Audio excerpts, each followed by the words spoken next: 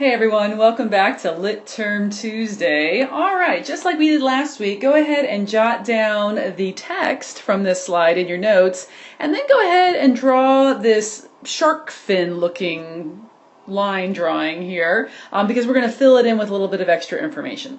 So it might be that as you've read stories or even seen films that you have sensed that there's a pattern that writers are using as they tell their stories. Well, it's more than a sense. There's actually something called a storytelling arc. And by breaking down the pattern or the elements that are used in many, many stories, you'll start to see that this is a pattern that really satisfies an audience. So there's ways to sort of manipulate the arc, but we're going to talk about the main arc first, and then on the next slide I'll give you some variations on a theme. So go ahead and hit the pause button if you need to, draw up what's on this slide, and when you're ready, join me on the next one.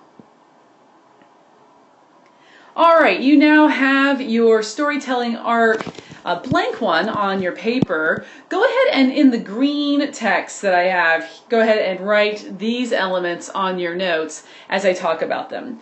So most stories are going to start with the exposition. The exposition is sort of the laying of the land of where our protagonist exists. Time, setting, place, who this person is, and what his world normally feels like. So if it is a romance, then our protagonist, we're following him through an average day at school. If we're writing or reading an action-adventure story, we're following the CIA agent as he sort of checks in at Command Central, makes small talk with the secretary, and gets a cup of coffee.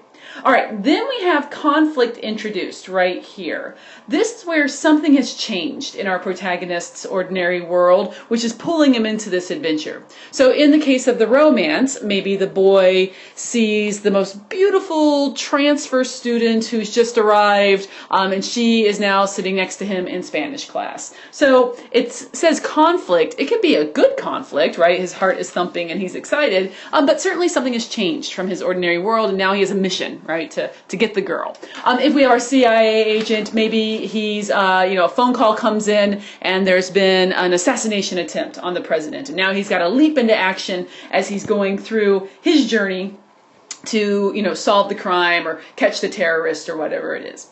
All right, the bulk of the story are going to be many events that happen along this line, which is called rising action. Along the way, there's going to be events, one will lead to the other, that will take our character to this point here, which is the climax of the story. So in the case of our romance, let's go back there, there's some twists and turns as he's embarrassed, he messes up and, he drops his cafeteria tray in front of her and he runs away with his tail between his legs and he never talks to her, or there's some kind of miscommunication, or some other guy asks her to the big dance and that sort of thing, all leading to that climactic moment where he finally confesses his love for her on the middle of the dance floor and everyone applauds. Or he races out into the parking lot and confesses in the rain. It's always raining when these romantic things happen, and he kisses the girl and he wins her heart. If it's a CIA agent, he is globe-trotting, from Milan to Paris, to Pakistan as he's tracking down the villain, and he finally, confronts the villain on the rooftop in Rome, and we have that exciting moment where the bad guy is captured in the climax. So again, the rising action is the bulk of the story. It takes the longest amount. And then the climax is the moment that we're waiting for, where we finally have the satisfaction of what our hero or our protagonist has been seeking. He then claims. Falling action is a little shorter. It happens quickly, maybe a couple steps, where things are getting wrapped up. So after the big kiss, we have to deal with the other guy that she was on the date with, or the disapproving parents, or, whatever obstacles remain unanswered, we're going to answer there. The CIA agent has to, surrender the body to the authorities. He's got to, make sure the president's, okay in his place. We had a question mark about that. Whatever. It's just going to wrap up whatever the adventure was. And then finally, right here, we have the resolution. So we have the, happy ending, usually, to the story. All of our questions have been answered. Notice that our resolution line right here is slightly higher than the exposition line right here. So it should feel like there's a downward kind of slope happening. That's on purpose because through this story, our protagonist has been changed in an important way. And so that's reflected by his ending place is different and hopefully better than where he started off. Now, this is the classic pattern that's very satisfying, especially to American audiences. We go to the movies, we read novels for escapism. We want the good guys to win. We want to have everything, all of our questions answered, everything tied up neatly with a bow. Some more modern storytellers, though, like to flip around the storytelling arc. So they'll do things like they will start the story here, and the climactic moment, and then in like flashback, retrace steps, and then kind of take us to this and then wrap it up that way. So that's one way to go.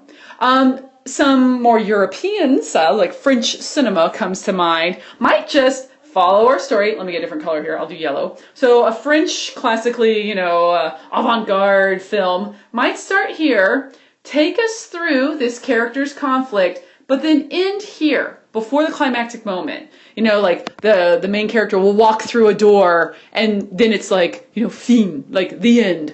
And you don't know what's on the other side of the door. And it's up to you as the audience to decide whether it was a happy ending or a bad ending. It's obscure on purpose. It's not giving us all the answers. Foreign cinema can sort of drive American audiences crazy because of that, because boy howdy, we like the climactic moment and we like the resolution. We like all of our questions answered. So as a writer, you can play around with the storytelling arc. Just know that you will satisfy your audience if you follow the classic tried and true version that I have right here. There's a nice clean one for you. Follow that pattern when you're doing fiction writing and your audience will be very happy. All right, that's it for this week. Everyone have a great night and I will see you tomorrow.